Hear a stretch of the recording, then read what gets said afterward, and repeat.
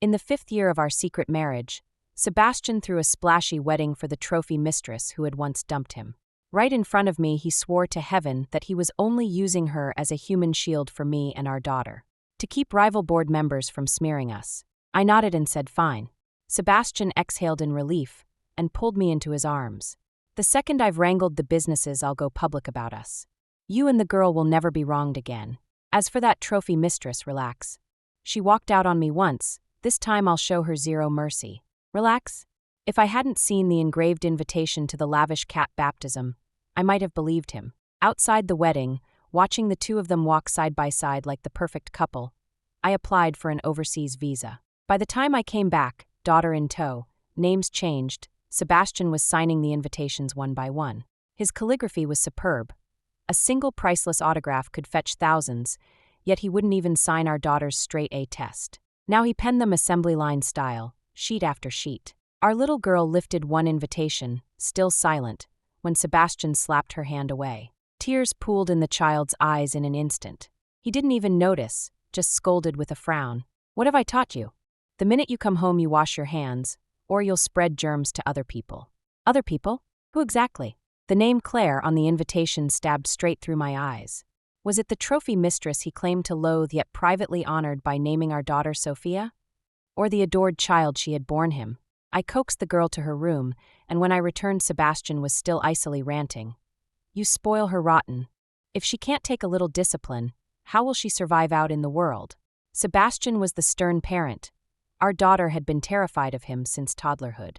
I used to tell myself that was just his nature, that a strict father and gentle mother made a balanced team. Until today, when I saw the thick affection glowing in his eyes while he wrote those invitations, did I realize how blind I'd been. She gets no dinner tonight. Sebastian delivered the verdict, then ordered me. Go clear out the master suite. Then fix a marinated sashimi platter. The chef's kitchen is already stocked. I stayed where I was. Only then did he tear his gaze from the invitations, lifting an eyebrow at me. The look accused. You agreed before. Having second thoughts now. In front of the self-styled head of the household, I had no right to refuse. Maybe my stare was too cold. Sebastian clicked his tongue. Claire's been alone for years. She doesn't have a kid. This baptism is for her cat. Only a show this loud can keep you too safe. Pretty words, prettier than any song. I was heading back when his phone screen lit up.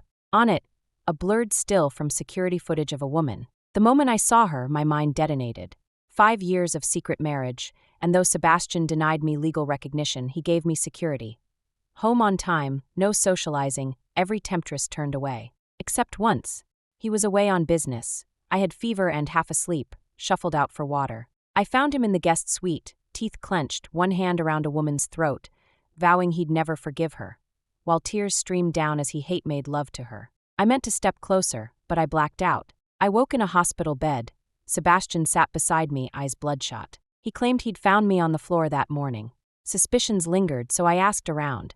His assistant and every partner swore he'd been in meetings that night. I decided the fever had cooked up a nightmare too real to forget. Now I knew it had all happened. They'd been entangled long before. Are you even listening? Sebastian shoved me hard. My spine hit the table's sharp edge.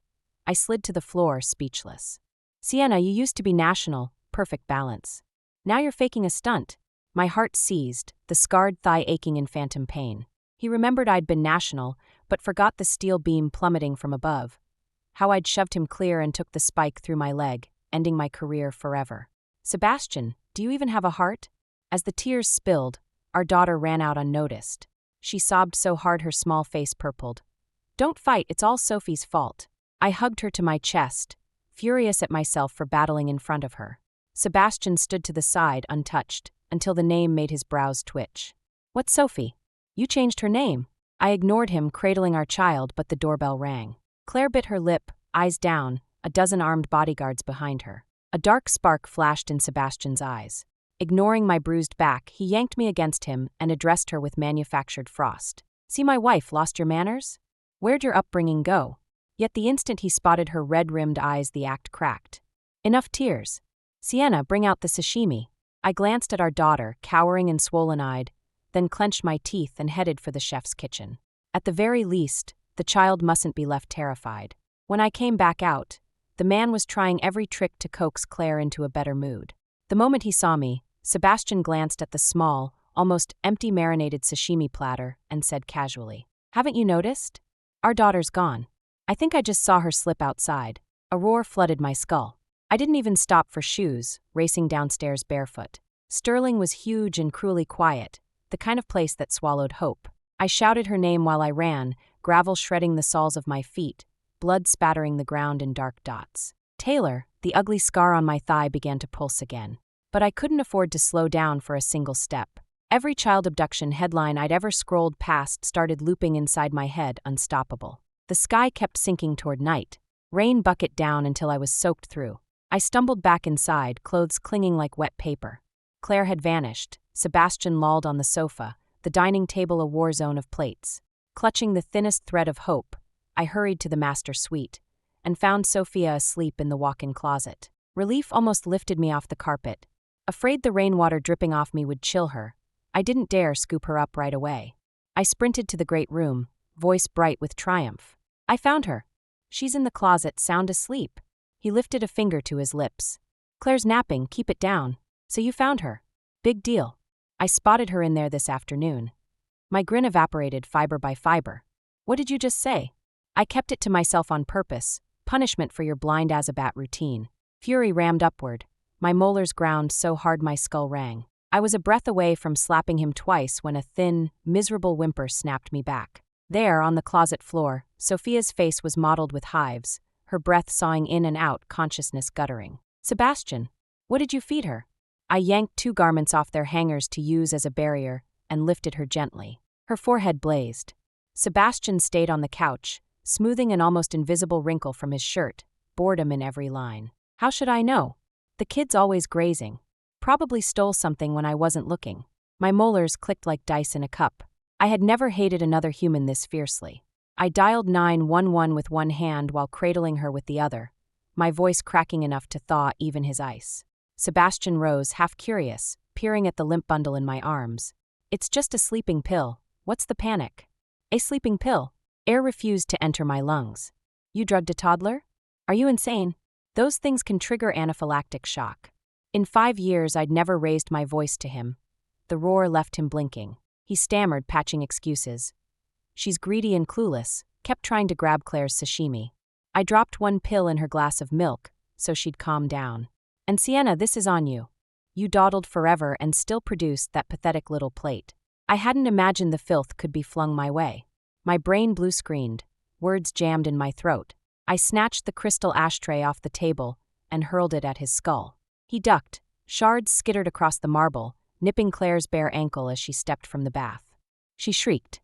Sebastian crossed the room in one stride, dropped to a knee, and eased up her robe hem. A scratch thin as a hair marred her skin, his face blackened. He stood, voice winter cold. "Apologize." To her. I ignored him, arms locked around Sophia. He soothed Claire into the guest suite for antiseptic, then tore Sophia from me and tossed her onto the sofa.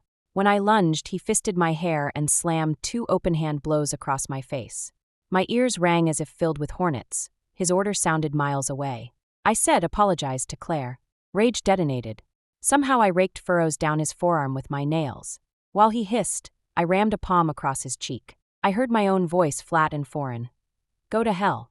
Claire's gasp and the 911 callback overlapped, freezing us mid-strike. Still deaf, I jammed the phone on speaker at full volume. The paramedic sounded exhausted. Storms flooded half the ambulances and Sterling's too remote. "We can't reach you right now." White foam bubbled from Sophia's lips.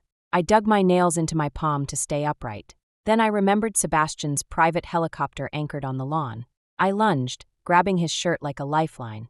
"Your helicopter. Use it. Fly her to the hospital. She's only 3 years old. Old enough to beg for one more cartoon, to wheedle an extra cookie, not to lie here fading between breaths." Sebastian peeled my fingers off one by one, savoring the win. "Not until you kneel and apologize to Claire." It was the heart of summer, yet I felt a vat of January sludge pour over me, teeth chattering. My daughter's chest rattled while my husband cradled another woman, king of a poisoned castle. The man who once paced the delivery corridor in frantic tears was long dead, replaced by this reeking carcass. A dull thud, my knees hit marble. I knocked my forehead to the floor again and again, begging Claire's forgiveness. A purple bruise bloomed on my forehead, then came the blood. Warm liquid slid down my brow, but I barely noticed. I struck the floor again and again. Sebastian's gaze was dark and unreadable. I couldn't tell what he was thinking, nor did I want to know. Enough. Strangers might think I abused the two of you. Fine, you can come. At last Sebastian deigned to speak. Overjoyed, I hugged Sophie and sprinted toward the private helicopter. Then everything went wrong. Inside the cabin crouched a wild-eyed man.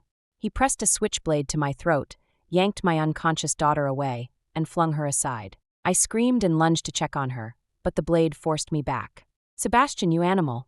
You kept my sister with you by threatening our sick mother. You swore you'd pay for her treatment, but she's dead.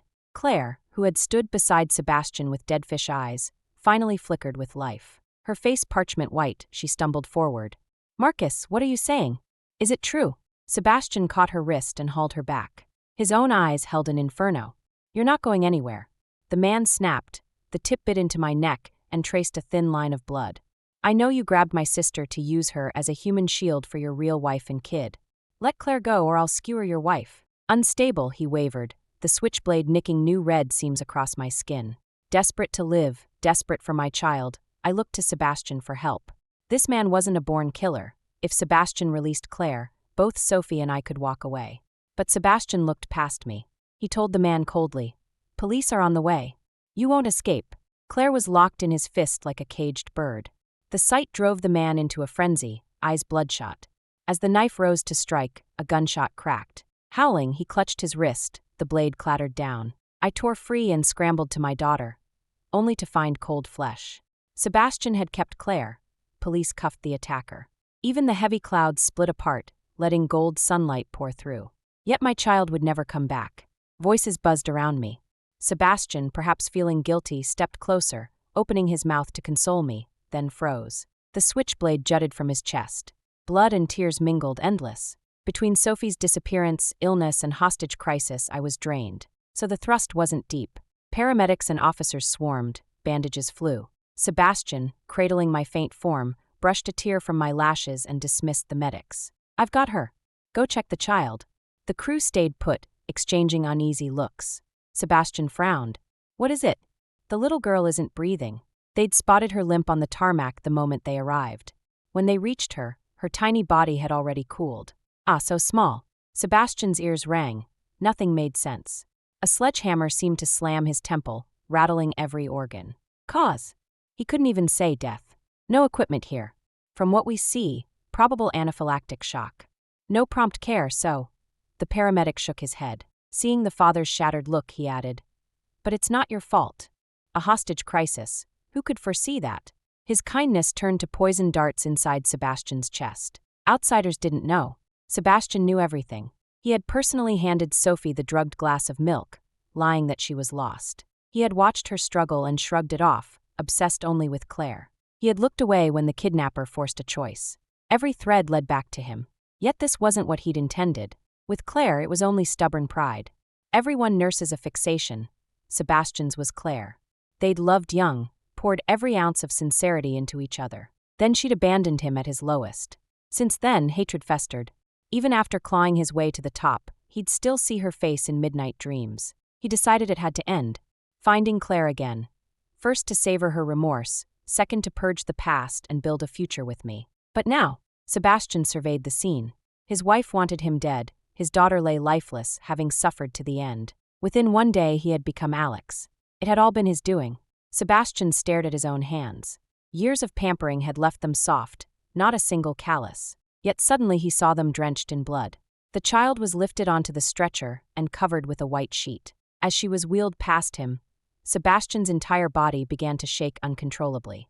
He seized the rail of the stretcher, his voice so hoarse it was almost unrecognizable. Wait, just a minute." Hand trembling, he reached out, as though to lift the sheet and look at his daughter one last time. The hand quivered and hovered, lacking the courage to move forward. He was terrified. Though he knew it was impossible, his mind couldn't stop spinning images. When he lifted the cloth, he would see her little face twisted in resentment and grief. Or worse, her tormented, unclosed eyes. Sebastian couldn't decide which vision would wound him more. There was only one certainty. Pain had taken root in his heart, and with every gust of wind it sprouted into a towering tree. That tree was called Alex. When I opened my eyes, white glared back at me. If not for the sharp sting of disinfectant dragging me back to reality, I might have believed I was heading to the same place my daughter had gone. Sebastian pushed the door open. Oh, he was still alive. I couldn't help feeling a pang of disappointment. He carried a bowl of porridge, gaze dodging mine. His eyes were bloodshot, his chin unshaven. The cold authority he once wore had vanished. You've been unconscious for 3 days. Try some porridge to settle your stomach. I hated him, but I wasn't about to punish my body. When I took the bowl, I noticed several small blisters on his fingers. He had actually cooked it himself.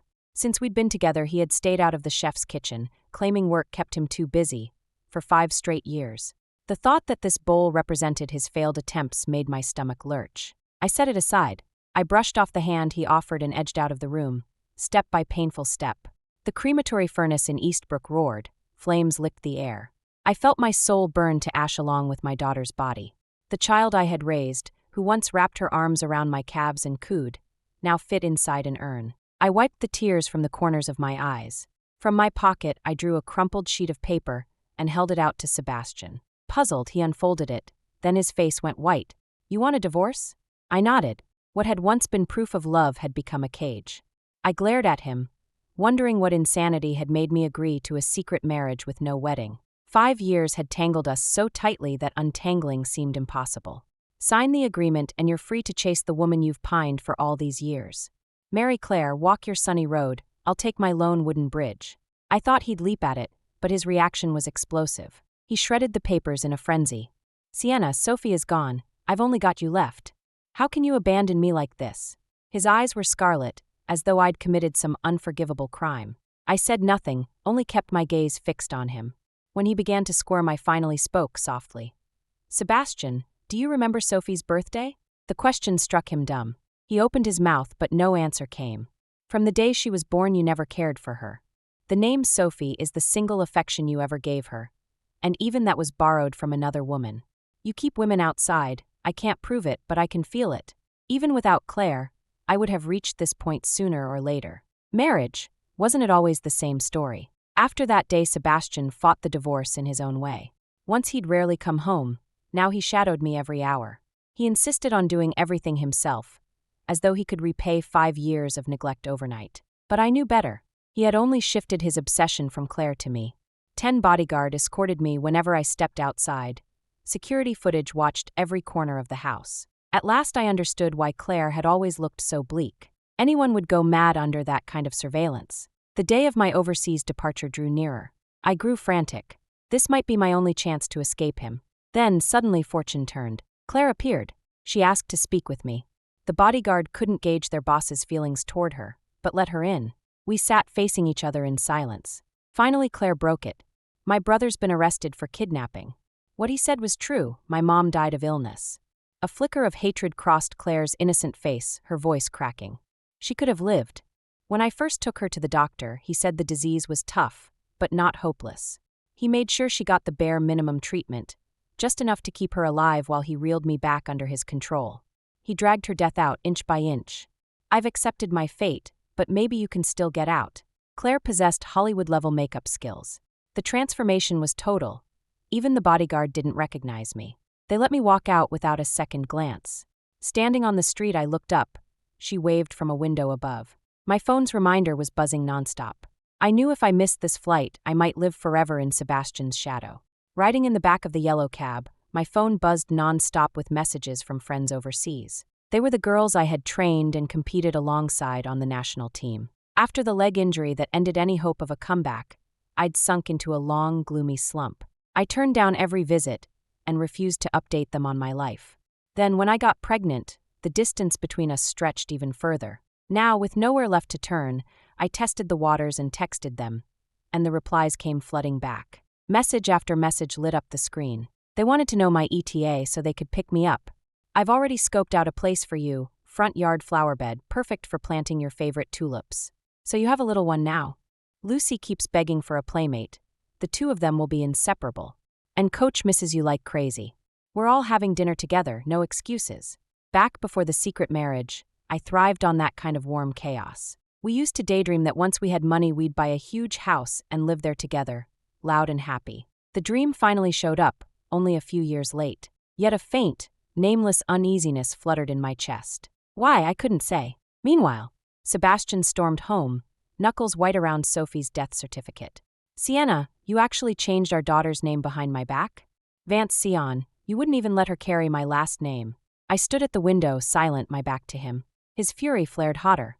He grabbed my arm and spun me around. What the hell, Claire? Pure shock washed over Sebastian. Bodyguards. Bodyguards. I pay you people to stand around chewing air? You let her swap places right under your noses. Dozens of bodyguards thundered in, exchanging baffled looks. None of them knew when the woman inside had been switched. The room swelled with noise.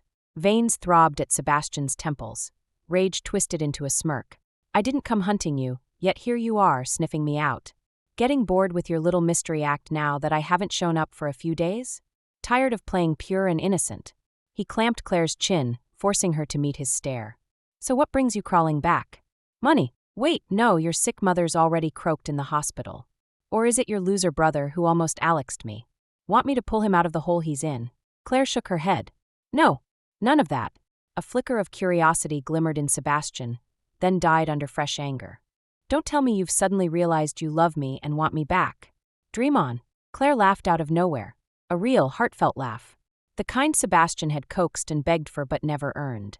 For a moment he simply stared, stunned. Sebastian, your obsession boils down to this. I dumped you when you were penniless and pathetic. You think wealth lets you watch me weep with regret and fixes the past. Well, let me spell out why I left. It's because you've always been rotten to the core. You standing here, everything you call Alex, that's not anyone's fault. It's your reckoning. Claire threw her head back and laughed louder. Sebastian, humiliated, roared at the bodyguards to get out and bolt the doors. No one entered, no matter what they heard. Then he fisted her hair and smashed her against the wall. Fists and open hands rained down like hail. Bruises bloomed across Claire's face, her ribs, her arms. She never stopped smiling. Finally, when Sebastian leaned in, snarling, ready for the next round of brutality, a paring knife buried itself to the hilt in his heart. He gaped at the blade jutting from his chest, strength draining as he crumpled. Sebastian, I did ditch you for money back then, but you really are pure scum. If that's the case, then let a pair of monsters like us burn in hell together. Claire's face glowed with savage triumph. Behind her eyes flashed her mother's final gasp and her brother's frantic failed rescue. She pulled a metal can from her makeup bag and sloshed gasoline through every room of the manor. A single lit match flicked from her fingers, and the house erupted into an inferno. I arrived just in time to see it happen. Claire! Bodyguards poured out, coughing. Claire didn't flinch. She heard my scream, turned and waved, smiling. Her lips shaped a word I read clearly. Sorry. Later, newscasters reported 2 bodies found in the blaze. Revenge, passion, nobody knew. With the dead mute, the truth vanished. In the end, because Sebastian never signed the divorce papers, his entire fortune passed to me. I used it to win Claire's brother an early release, then flew overseas with him. At last, I was living the life my younger self had imagined. Thanks for listening to today's story. On a scale of 1 to 10, how would you rate it? If you liked this video, hit like and share it with friends. We can't wait to read your thoughts in the comments, and don't forget to subscribe for more gripping tales. See you next time.